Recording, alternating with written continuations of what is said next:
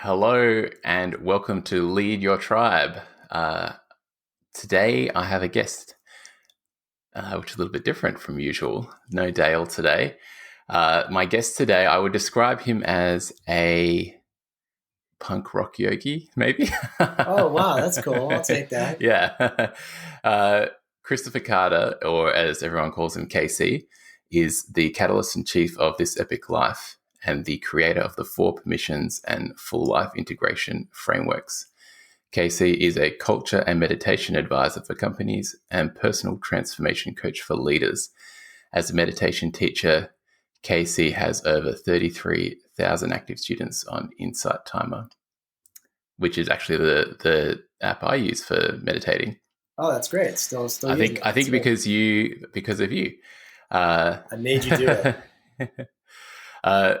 So I met Casey at a thing called Camp GLP, which was a summer camp for adults, and Casey was one of the facilitators there, and instantly made an impression, which we'll talk about today.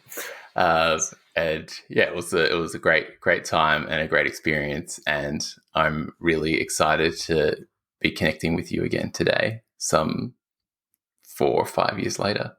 It's crazy how time moves. Yeah, I've really been looking forward to reconnecting with you, Kyle. This will be fun. Awesome. It's good to have you.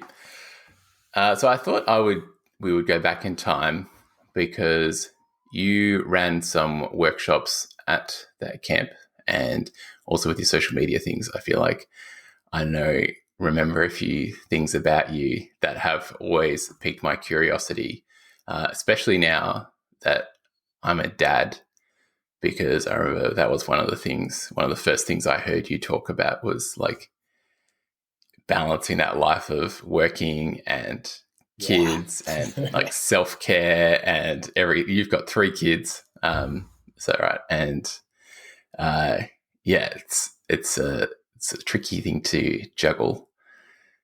Yeah, I'd say the struggle is real and the struggle continues, but it's kind of the journey of a lifetime is to bring people into the world and figure out what to do with them and how to keep them entertained. Whenever I think of my 3 kids, I mean, I guess it's like exponential, right? You have 1, I have 3. Stephen Covey, who wrote the 7 Habits of Highly Effective People, he had 9. Yeah, really? So yeah, I didn't know that. yeah. So they were holding hands in a circle around him as he passed away, and to me, that's a beautiful testament of his legacy of not only the work that he created, but that he lived that work and he created children that would honor him that way. So yeah, I think you met me in very kind of heightened circumstances where I was the summer camp counselor on steroids at Camp Good Life Project. But over the course of those weekends, I got to share the gift that Jonathan Fields gave all of us was permission to kind of be ourselves, or what I call permission to glow in the dark, which is I got to share that dad aspect of me, like, come on, guys, let's do it. Let's get after it. And also that yogi part you mentioned, which is leading meditations, getting people to pay attention to, their relationship with stillness and being, and also lead the business workshops. So it's, so we met in very extreme kind of circumstances. Yeah. But if you just popped over my house, you'd probably see what I see at your house, like picking up after people, making sure people are eating, taking the garbage out, being a dad. Being dad, yeah. So let's go back to around that time. So back when I first met you, you weren't working for yourself full time yet, and you were still working at a company. Yeah. And I think before I met you, back when you met Jonathan, you were thinking about quitting. Right. Is that right?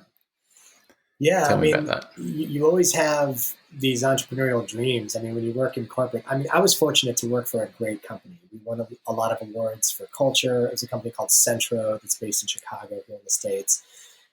We grew very fast. I grew from like the 44th employee to like over 900 in the period of like 8 years. So we grew fast, won a lot of awards for culture. And I was getting these opportunities to become a coach. I was coaching a lot of my superiors, a lot of my teammates. I was leading training and development for a bunch of salespeople. and just always had that dream of, walking out of there on the last day and be like, screw you guys, I'm going home. I don't need this anymore. I'm done with digital media or whatever we were selling. And it never quite works out that way. Like the way it worked out for me was I was training a lot with Jonathan and Good Life Project, helping create those experiences like camp, like some of his other, immersion experiences and trainings. So I was using my curriculum design experience and my corporate experience to help Good Life Project. And I was taking all that fire and inspiration from Good Life Project back into my company. And at some point I knew that there would be like a launch happening, but it was totally unexpected. My company eliminated my position while I was on a sabbatical. So I was taking this 5-week trip with my family at the end of 2015. And I learned when I came back that my job had been eliminated. And it was like whoa, I'm not ready for this kind of thing. But it ended up being so beautiful because they chose it and not me. I got a nice severance package, which gave me some financial runway to build a whole new career for myself. And the timing was funny too, because we were buying a new house and renovating it. So we were building this dream house. And then all of a sudden I came home to realize I had no income to support it. So it was like that perfect mix of just like motivation, like when feeding your kids is at stake, you will figure out whatever the hell you need to do it. And so I started signing up coaching clients and started consulting and kept deepening my training as a coach and kind of have been building for the 5 years since. Yep. Yeah, cool. So this show's about leadership and like leading from that sort of heart-based place. Perfect. And one of the things when you were still working that I seem to remember you doing is that you focused on the things that were inside of your control that you could still do inside of the business, before you're working for yourself. And I feel like one of those things was a newsletter. Am I remembering that correctly? Oh yeah, right. The Special Times. Tell me about that because I just feel like it's a really cool story. Yeah. Well, first of all, it says a lot about the company I worked for that they would actually not fire me for doing what I did, but they celebrated it. And I worked for that company for about 8 or 9 years, and it included the 2008-2009 recession in the United States. I'm sure it was all over the world, but like it was a really hard time for businesses. And our CEO later told me that my newsletter helped him get through the darkest chapter of his career and his leadership. And what the newsletter was I would sit at my desk in Akron, Ohio, and just kind of nerd out on personal development and also kind of this notion of authentic voice. Like I would use my very, funny, playful, curious, sarcastic, sometimes voice to kind of frame up this personal development newsletter. So it was like the sugar that helped the medicine go down, and every time before I would hit publish on these, I would send it out once a month to Special Times. I would just cringe at my desk and think, this is the one that's going to get me fired, So like my body would get all tense and I'd like hit send, and I would just, oh man, I wanted to vomit. And oh wow. And every time the responses that came back were like, this is the best thing that's happened all month and super inspired. And like the letters and the feedback was so great. And honestly, that was like the seed that grew into what I did at camp, which was figuring out how to dynamically play with, leadership, the spiritual medicine I try to give people, and also coded in this very playful, fun, anybody could do it. If I could figure it out, so can you. And it was like that kind of grew into that persona that I used at camp and I still use with some of my clients, which is, personal growth is not easy. Leadership is not easy. It's often a very thankless job. But if you can make the journey fun and rewarding and, spiritually grounding, then anything's possible. So I think that newsletter you mentioned was kind of like the first version of what it's become. Yeah. Yeah, that feeling you described of wanting to vomit, of like just being like, yeah, right. So what, it would be easy then to just stop and be like, okay, I'm just not going to do this. So what do you feel like did keep you sending it or even send it in the first place? Yeah, well, I think I intuitively knew I knew deep down that it was valuable and it was important, and that if I put so much love and work into it, it needed to be absorbed and felt, you know. And I also had the company's best interest in mind, so I ended up working on the HR team, which kind of governs those things. And you know, if some crazy employee, one of 600 or whatever at the time employees, was just sending out a company-wide email without Yeah. asking permission, that's a bold move. You know what I mean? Yeah, Like yeah. HR would not be into that. Like, including me when I became an HR person. Like, if some wild card was doing that, I'd be like, "What the hell are you doing?"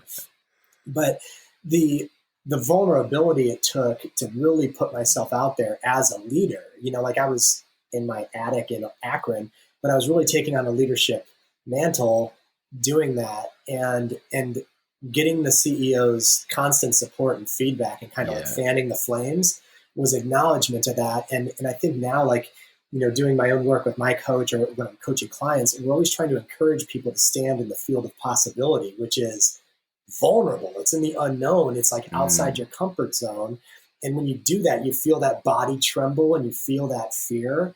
But that's where all the good stuff comes from, you know? So I think that it was one of those I'm so glad you asked about the newsletter, because I think it was one of those formative things that helped me connect to my authentic voice, Yeah. and also helped me kind of build that muscle of standing in the unknown. Because, you know, entrepreneurship, fatherhood, you know, coaching people, it's literally all different versions of that same thing. Mm. Yeah. Well, you noticed behind me is the Seth Godin's new book, The Practice. Yeah, Practice. it's great. In a way, that newsletter was a practice for you. It was like, Yeah. because you had to do it. It was every Friday. Is that right? It was once a month, but like Once a month. Okay. the production Yeah. that went into them was so old school. I created the whole thing in a PDF. I sent it as an Yeah. attachment, but like tons of like graphic layout and very funny inside jokes. This Yeah. one issue, I jokingly called it the Corporate Times, and I made the whole thing beige, and it had like clip art of like corporate stuff, whatever. And in the newsletter, I fired all employees. Like, it was the first thing I did was like, by the way, everybody's fired. Come pick up your crap, bring a box. Like I was doing these radical things to get people's attention. But then once I Uh-huh. did, I was giving them like a lot of heartfelt, meaningful, you know, stuff. And yeah, like now when I think back, and I'm like, that was crazy. I can't believe I wasn't fired sooner, you know.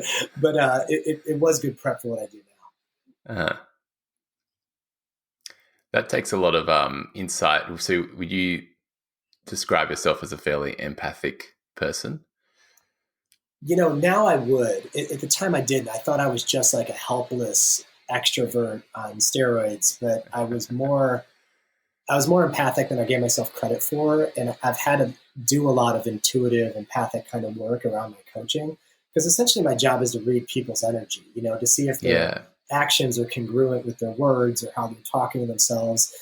And I think I had a good read on what my body was telling me and where the juice was coming from and where the inspiration was coming from. I felt kind of spiritually in tuned in that way.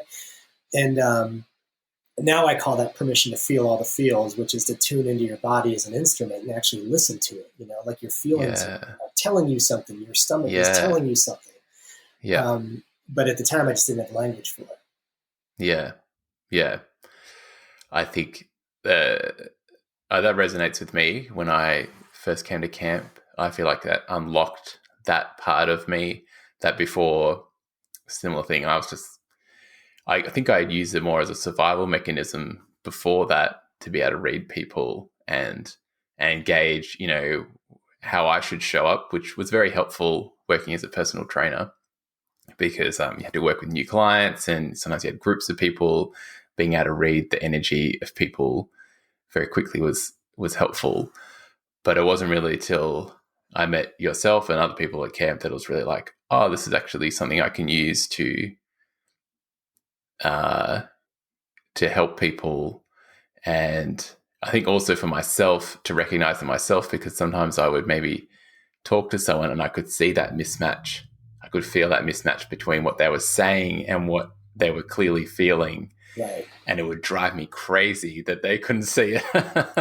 Yeah. Well, And then I would also, probably come across way too intense. and also we do like, it's like a double blind thing, because we don't realize when we're doing it too, you know, like Yeah. what you described. I would call like the distinction between doing connection, like using that tool as like a way to read people and see where I fit and how do we vibe and, what's going on and, make people like me. I mean, that's what I was using it for all the time. Mm-hmm. And versus doing connection versus being connection, which is reading back to people. You know what I experience of you? I experience this. Or are you open to a reflection? I'm experiencing a little disconnect. Do you sense that? Yeah. Like that really authentic. And that can be scary. I mean, especially with strangers, but there's many times during my job now where I'm in conversations with, highly educated, highly accomplished, intense people. And I have to give them that, very clear reflection where they're, BSing themselves or whatever. And, you never know how it's going to land, but most people are pretty committed to their growth and they want to know that. Yeah. Yeah. I like that, being connection or doing connection. That's such a good way to put it. And it's hard. I mean, like, I think there's a lot of times where I think I'm being connection, but the mere fact that I'm thinking it means I'm really just doing it. Meaning like I'm performing it, or I'm processing it through my mind of what do people think of me, or, do they feel like, am I using my, gregarious nature to, somehow manage and control the situation or manage and control them. And, my wife likes to joke. I've been married for 21 years, and my wife always jokes that I'm on this constant campaign, waging a campaign for everybody to love me at all times. And, in some ways that's fine. I'll take it. But in other ways, it's still a manage and control thing. And, it's, we all have these things that we have since childhood that that we could use them as tools to work with others, but they also can hold us separate from others. Yeah. Yeah. So, yes, speaking of behavior, one thing I wanted to ask you about is that you seem to be, for the better word, intentionally you, or at least these days, that the way you show up is not just an accident, that you, especially online and off, we were talking just before about some of the things you share online with your family and stuff like that, and it's not always the happy moments that you share. So yeah, or even for yourself, like, even with your own times, at times, as we all have as humans, shortcomings and things like that. So is that an intentional thing you try and do? I mean, it tries to be. I mean, I think that social media has warped all of our understanding of what's authentic and what's for show and what's posturing. Like it's such a tool that's used for comparing and all this stuff, but it is a very powerful tool to share your life and to share the things you're learning. And I think what you've sensed about me is like I've kind of switched less on the performative aspect of like, hey guys, check this out. Like I would be running these, kind of public experiments in personal growth. And now it's more about just the how crazy it is to watch 3 kids grow up and shortcomings I discover in myself as a father, where I fly off the handle for something stupid, or I throw what I call a mantrum, which is a man tantrum over, just boiling over something stupid. And I feel like it's really important to share those things, not so I can, do authenticity, but I can remind my clients that I'm in process alongside of them.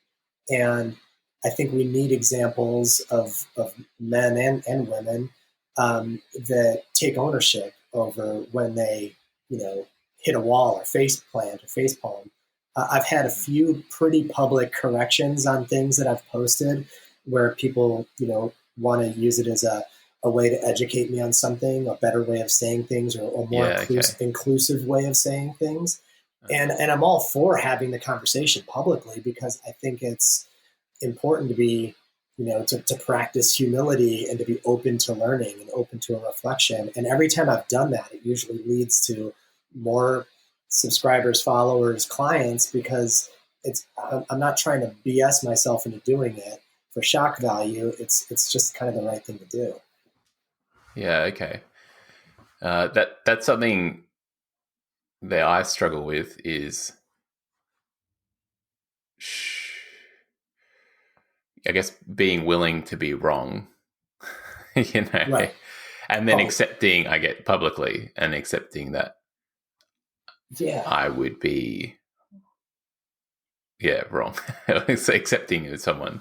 I think that bit I've got, but it's just the willingness, to be wrong and worry about being embarrassed or Yeah. ashamed or Well, it triggers something that I think is, you mentioned survival mechanism. It's exactly what it is. Like our survival mechanism can't deal with being wrong, because we want to go to this binary place of right, wrong. If I'm wrong, it reinforces the fact that I'm unlovable in some way. Like these are yeah, all kind of deep seated things. So being wrong takes guts. It's why our lame duck president can never bring himself to ever admit fault.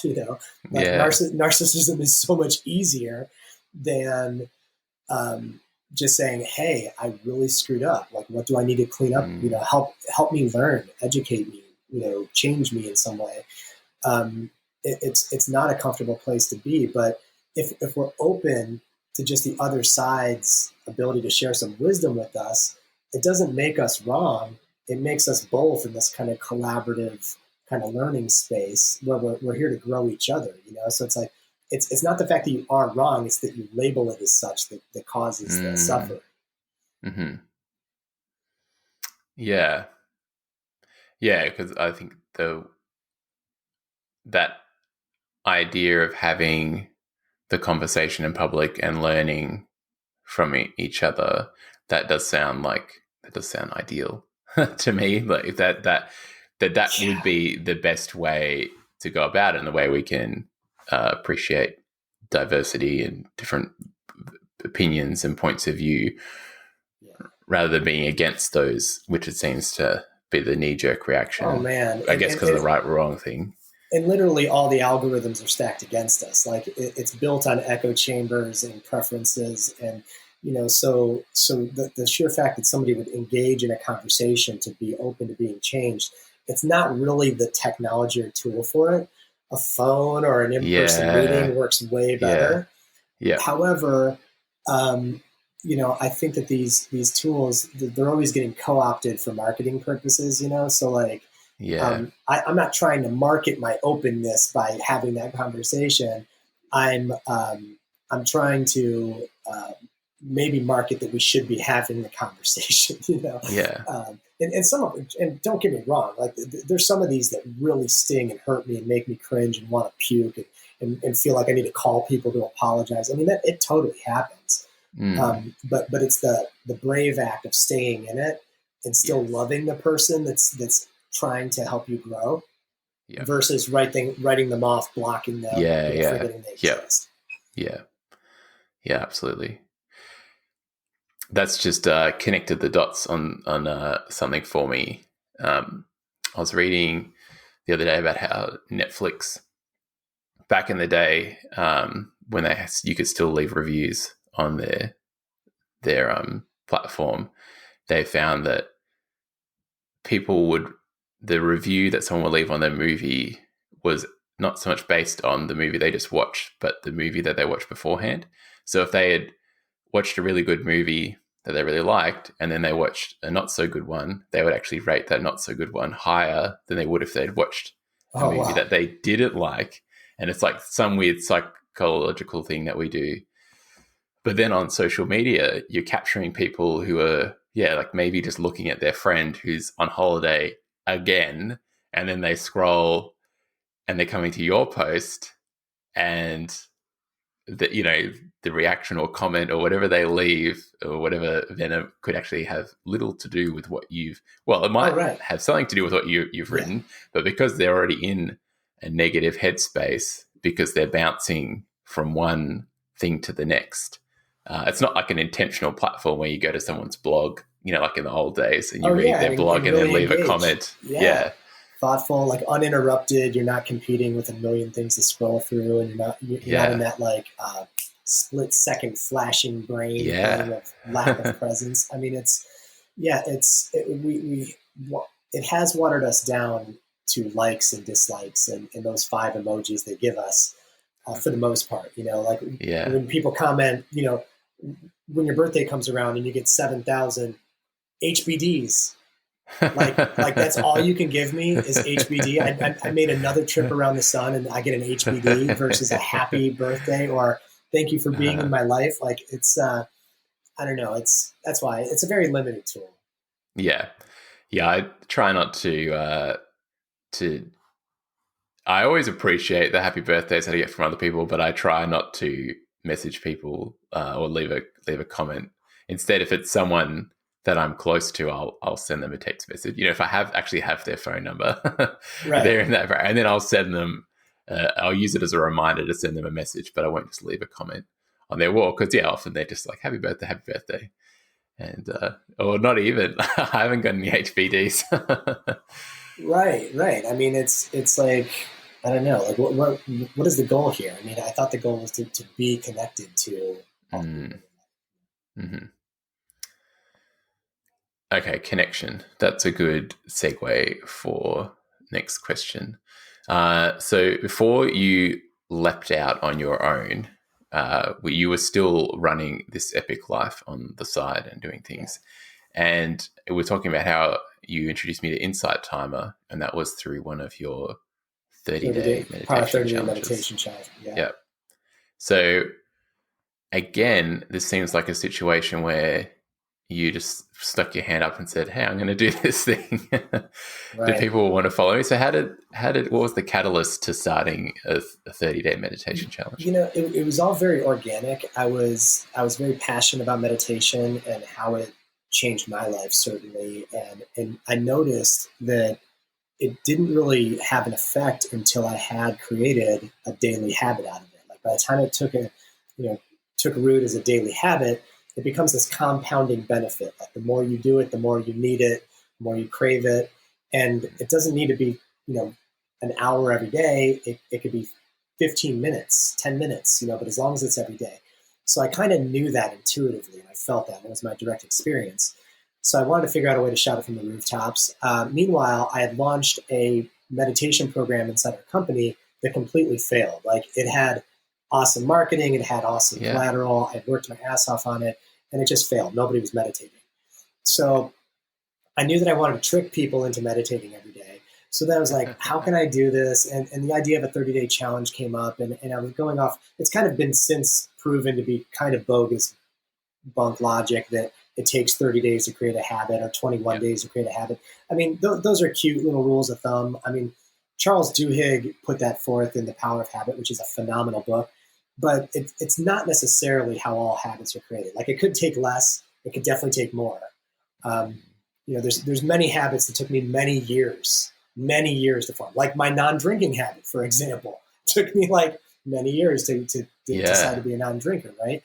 But a meditation habit, what I noticed is like if they're doing it for 30 days, they can experience some changes along the way. They're shopping a little bit differently. They're not buying as much sugar. They're sleeping a little bit better. They're talking better to their people. And I eventually did do a 30-day no drinking challenge too. But it turned into a convenient way to like gamify teaching meditation, but also building my list at the same time. Like it's always been my main list builder. Mm-hmm. Okay, so there's and it was.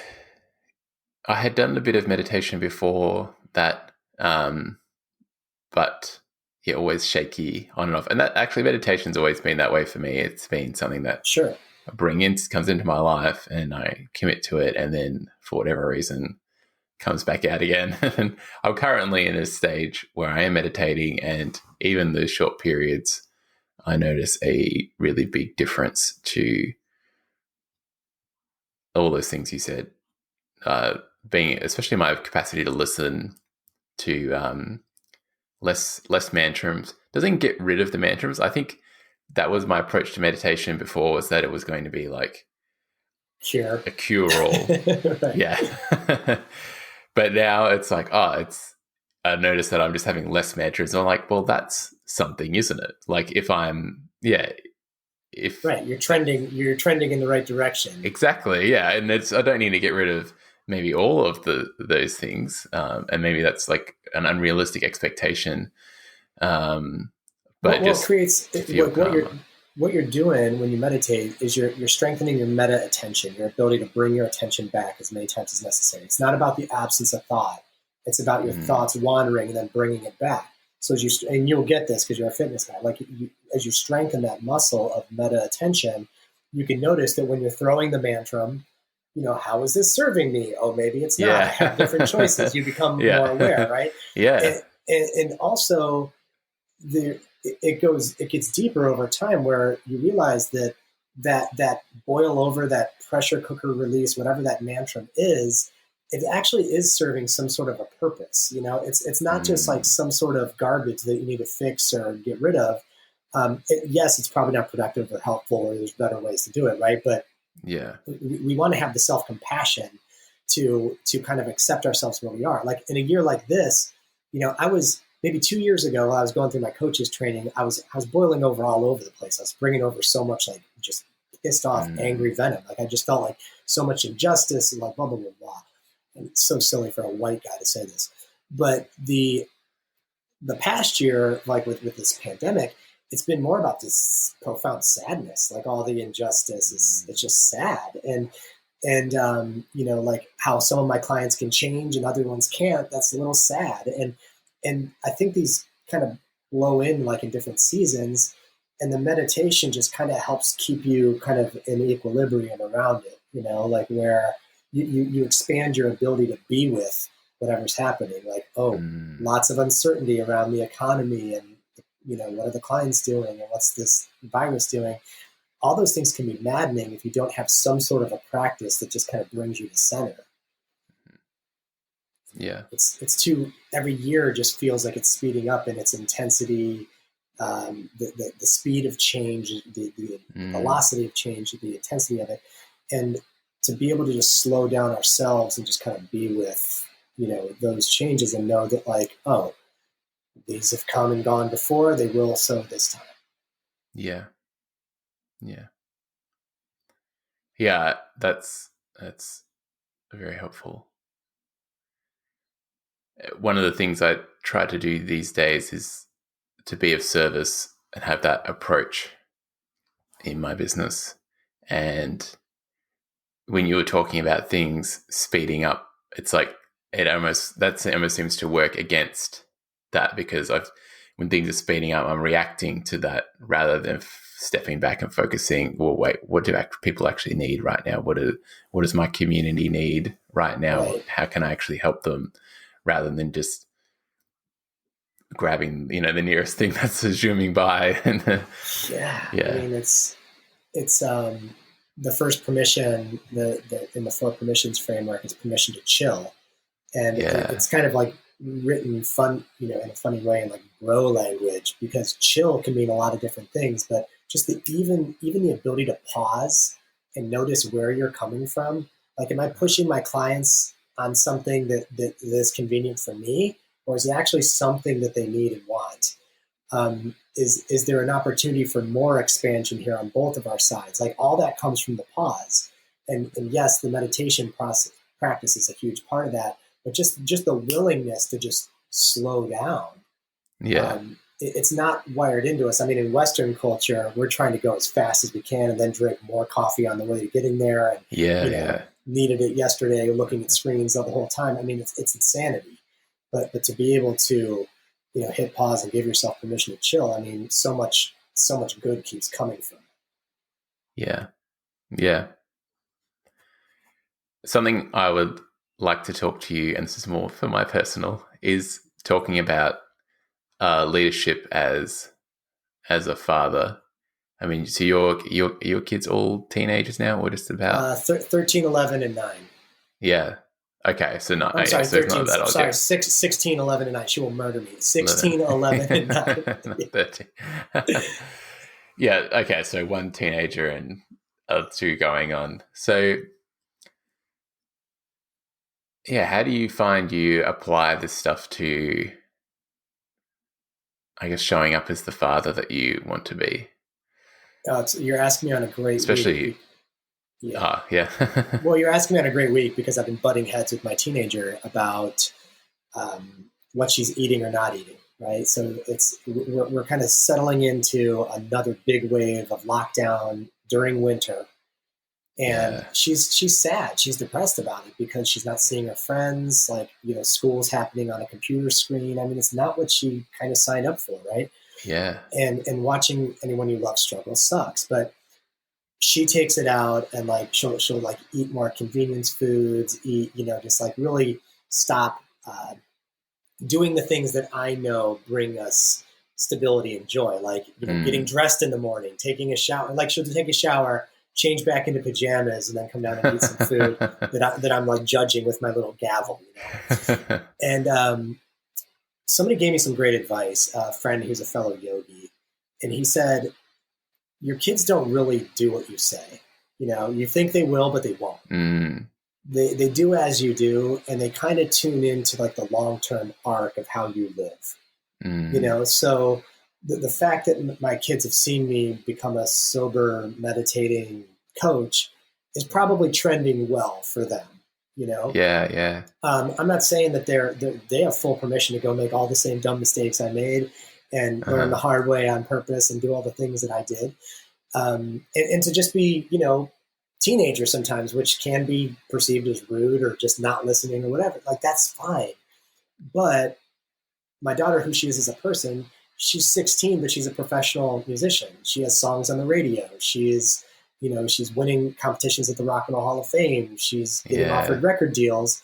And it's because she intuitively gets that long-term arc of like pursuing mastery, So I think it's our job as parents to just try to be our best example, try not to judge ourselves too harshly when we act like a crappy parent in the moment, because it's going to happen, but do our best to clean that up and say, the resolution on the eating thing this morning was that I had decided I was going to run out to the store and get everything to make smoothies, and I was leaving the house, and I said, if I leave smoothies in the fridge, will you have one with lunch? Yeah. So as a leader, that was like me, servant leadership. I'll go get the stuff. I'll make it. I'll package it up, make it, easy for you. And she said, "Oh yeah, thank you so much, Daddy. That's awesome." And so sometimes it's like falling on your own sword or just biting the bullet and doing the right thing. Yeah. Teenagers are tricky, man. Like my wife is constantly pulling me aside and saying, "Dude, don't do this. Try this." And she's way more intuitive with how to communicate. She remembers being a teenage girl. I was going to say she remembers. Yeah. Right. I never was one. And because it's hard, because at that point because you and your eldest daughter with the music stuff seem to be close.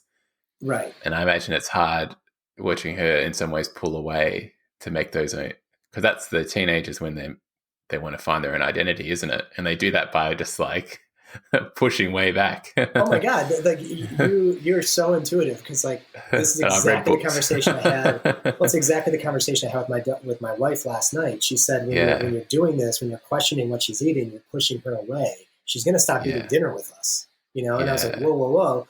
Yeah. And I said, well, she never comes out of her room to see how we're doing and to help out and blah, blah, blah. She's like, dude, you were a teenager. You did the same thing. And her and I are actually wired to be, we're too much alike. Like we're both like show people, we love to sing to people. We love to make people laugh.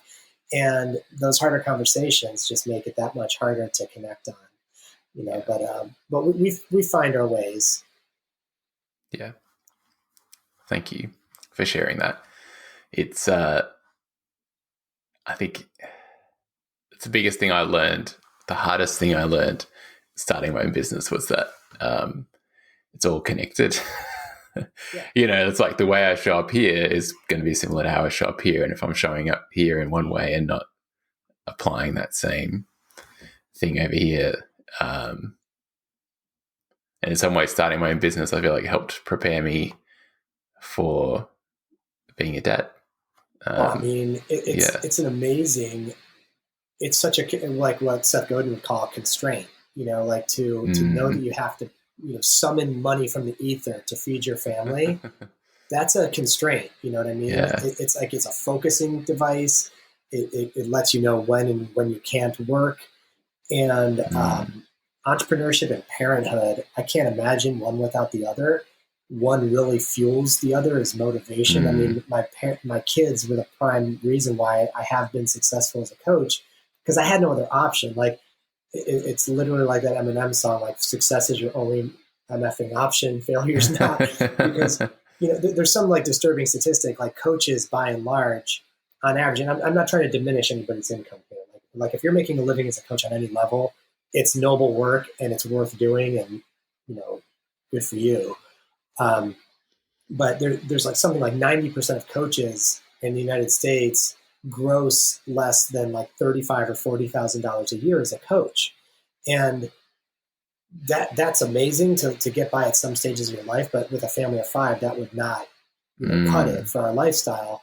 And so I knew that if I was to scale that or to become best in class or to, I knew that it would, my minimum level of clients would have to be some people's maximum. You know what I mean? Yeah. And so when my coach is working with me, she's like, you're always telling yourself that you're being lazy this summer and you're taking time off to write your book. I'm like, well, I did. I scaled down to 7 active clients. She's like, 7 is still beyond a full load. And I'm like, not when you're used to carrying 15, because like 15 becomes your you kind of, it's funny how you can use your old corporate, in my case, my corporate life, to motivate what you're trying to replicate, that old salary, that old, standard of living, whatever. And now I'm in the process of rethinking all of it and just kind of blowing up the paradigm, because it's, it's now more important to me as a dad to have time to, for my creative pursuits and my kids versus only time for my clients. Yeah. I love that. Thanks. I'm just looking at the time. I would love to throw a few rapid fire questions your way. Absolutely, yeah. If you're good. Cool. Love them. So line them up, set them up, we'll knock them down. Kyle. Well, what is your favorite way to engage with your tribe, your community? Yeah, I would say lately it's that turn on a dime combination between humor and punch in the gut feels. Okay. I love it when we can feel it, and that's usually by writing, getting my newsletters out every week, and or bringing people together is always the ultimate, but it's not happening this year. Yeah, because you run a retreat as well, don't you? Yeah, well, we were lucky to do the Costa Rica retreat right before this COVID started, so we got to really connect deeply. But yeah, lately I'm thinking of in the present moment, it's to just really show up with a lot of relevancy for them and to let them know that I'm feeling what they're feeling. Yeah, 100%. Yeah. Who are 2 or 3 other leaders you look to as role models? Oh, that's an awesome question. Leaders as role models. I mean, I think it's a great question, because in the United States, there's such a vacuum of effective leadership at the moment, right? Like we've had the example, like textbook examples of what not to do. Like blame everybody else and golf all the time is not a good look for a leader. But to that end, examples. Jonathan Fields is a great example of a leader in that creator of Good Life Project. He knew when to step back and let very talented people step forward and create these experiences, but he also held the vision and the standard of what the experiences needed to be. And I think that's a beautiful trait for a leader. My grandfather, who's no longer with us, but he was my archetype for this epic life. He was just an amazing leader. He was the president of a big university here in New York, and also raised a ton of money for this lighthouse that they saved. He also had 6 kids. Yeah. Wow. So just just a power dad, power community guy, power leader. Yeah. So I'd say those 2 come to mind for me. Yeah. Yeah. Oh, and I mean Greta Thunberg, the teenage climate activist, incredible example of a leader, because she doesn't use age as a limitation. She doesn't do. I believe she had some other stuff that could be perceived limits, like in her history and her health. But she uses her passion to mobilize the world behind a worthy cause, So Yeah, it's, yeah, like that gives me hope for the future. Definitely, like a woman so young could be doing so much already. yeah, yeah, yeah. I think. I mean, they've definitely got their work cut out from the next generation, but there's definitely some really amazing people in there, and just a different perspective on things as well. It seems like Right. talking to Sense of urgency nephews too. and stuff like that. Yeah, yeah. Um, what is the one tool you use for running a business that you would miss most if it was gone? Oh wow, this is perfect. Is that a siren or a child? That's it. You can hear that. That's my daughter. Oh yeah, She's awesome. singing or something. I'm not too sure. I can barely hear it as well. It's a joyful yell. Yeah, I think so. Um, I think it's a happy sound. yeah. So I'm sorry. Could you repeat your question? I had it What just on tip. is the one tool you use for Oh yeah, running the a one too. business that you miss Yeah. most? Yeah. I'd say the it's weird because the further I get into my business, the less time I want to spend on the computer at all. I want to be Mm, with people. That's where business gets done. That's where the magic happens, all that. But in terms, when I think of tools, I think of platforms, and my like Active Campaign, my email provider, it does become a powerful tool and platform. It's like a yeah. CRM. It's a way to keep up on relationships and to kind of assess how you're doing and how things are connecting. I think it's a pretty important one right now, and I'm Yeah. trying to deepen my training on it substantially. Yeah. Okay. Cool. I like it. Uh, and one more. On the days where you're doubting your ability to lead and show up as a leader, what do you do to get back on track? Today was, I mean, this week's another great example because we all have this, and getting back into action. There's a lot of ways to do that, and most people just say, "Oh, I'm being a lazy whatever today. I'm just going to get back after it tomorrow." Right? Well, Mm, you're missing a huge opportunity there to really uncover what's underneath that. It's what mm, we call a stop in coaching, like why you're stopping.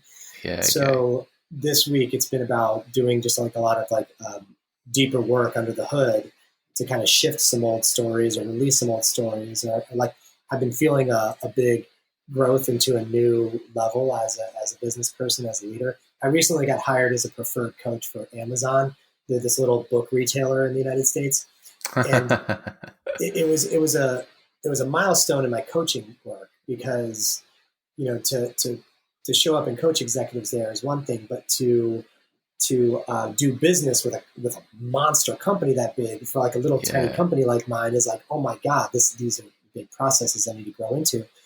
And but when those things happen, those big milestones, it triggers you to spiral out in a different way. You'll self sabotage. Mm, You'll start getting shifty with whatever.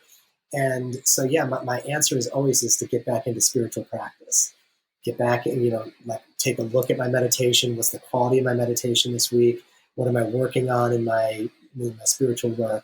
And that'll always shift my day-to-day experience. yeah. Awesome. Thank you. And where can people find you online? Yeah, all the roads lead back to This Epic Life. That's where to find me. I'm in the process of overhauling some stuff, getting everything ready for the book that comes out next year. So the first thing we released on This Epic Life was the Four Permissions. I'm excited for people to see the Four Permissions manifesto. And yeah, just say hi anywhere on Facebook or social media. Look me up under This Epic Life. Can you share much about the book? Do we know a Oh yeah, title and yeah, I'd things? love Yeah. to. Yeah, it's called Permission to Glow. The the audacity to lead in wild times, and the audacity to lead is it's really looking at leadership through the lens of these four permissions. I shared the one: permission to chill, permission to feel all the feels, which is to tune into your own body as an instrument and listen to the wisdom that it has to share with you. So understanding your feelings, understanding that they're there for a reason, and acting upon them. And permission to glow in the dark, which is the third permission. That's full self-expression with witnesses.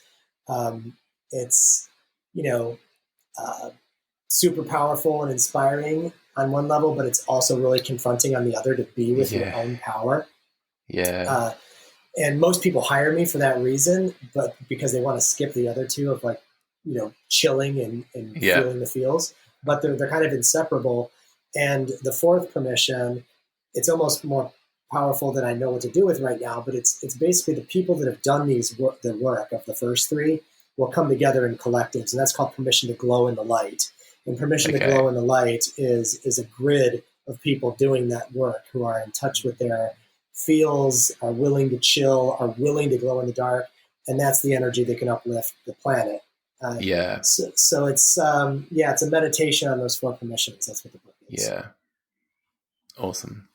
Yeah, that last one, I crave that so deeply, especially after moving back to Australia from the US. I mean, I lived in Portland, Oregon. Like, it's hard to remember. Yeah, right. It's like, I mean, in terms of an area, I was in a bubble of like just people just doing the work. And there was a pretty big camp contingent there and world domination contingent. And so, that's definitely the biggest thing I miss about the US, living there.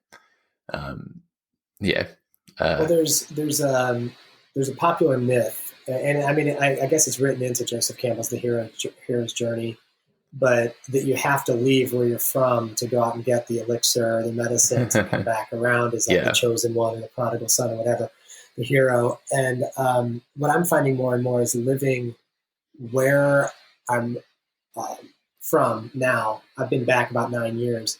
The more I live here, the more I love it, and the more grateful I am to be here. And there's this concept in yoga called water the roots. And when you ever, feel lost or disconnected or you don't have your people, you want to water the roots where you are. Because if you water the roots, you throw out new branches, new blooms, new, expansion. And it's just something to play with, because people like those camp people or people like the Portlanders, they're everywhere. Yeah.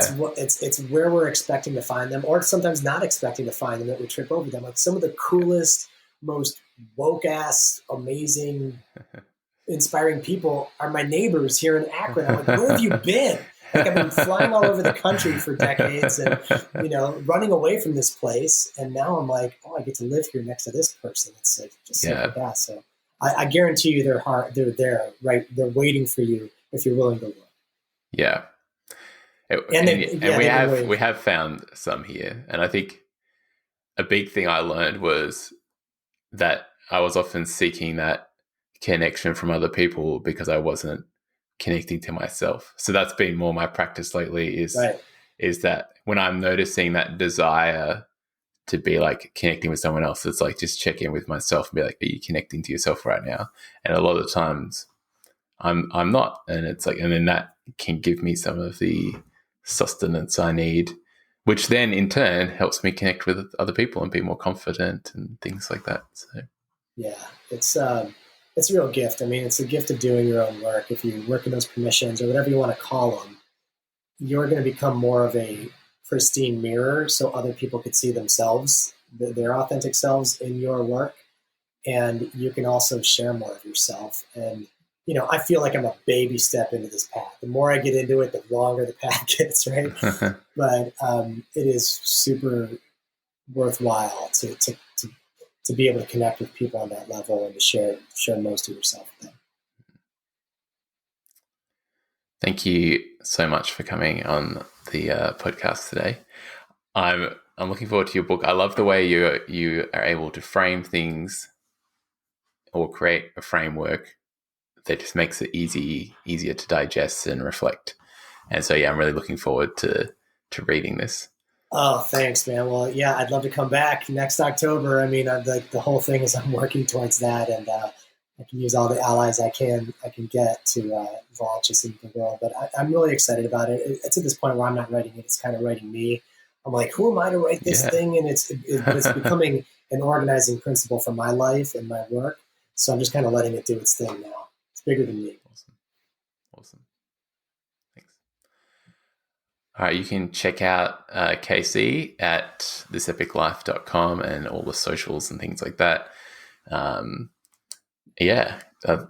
Thank you again for your time my pleasure. Thanks for your time, your wisdom. Really appreciate it. Likewise. Thank you, brother.